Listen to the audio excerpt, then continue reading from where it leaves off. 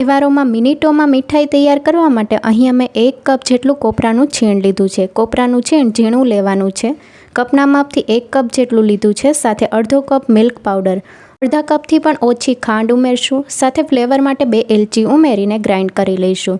Mixer grind થઈ ગયું છે અને આ રીતે તૈયાર થયું છે. ખાંડ પણ સારી રીતે પાવડર થઈ ગયો છે. મિક્સિંગ બાઉલમાં મિક્સર કાઢી લઈશું. સાથે અહીંયા મેં ગ્રીન ફૂડ કલર ઉમેર્યો છે. ટોટલી ઓપ્શનલ છે, જો ના ઉમેરવું હોય તો સ્કીપ પણ કરી શકો છો.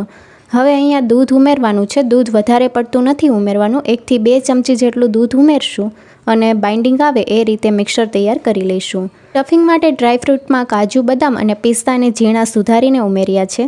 સાથે 1 ચમચી મગજતરીના બી ઉમેરીને મિક્સ કરી લઈશું.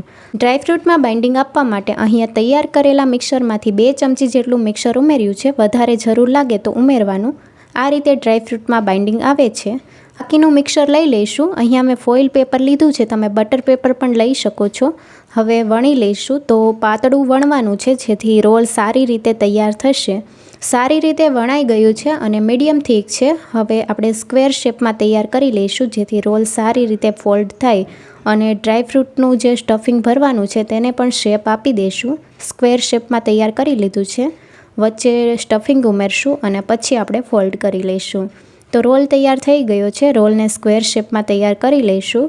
રોલને ફોઇલ પેપરથી કવર કરી લઈશું અને અડધી કલાક માટે ફ્રીઝરમાં મૂકી દઈશું જેથી સારી રીતે સેટ થઈ જશે.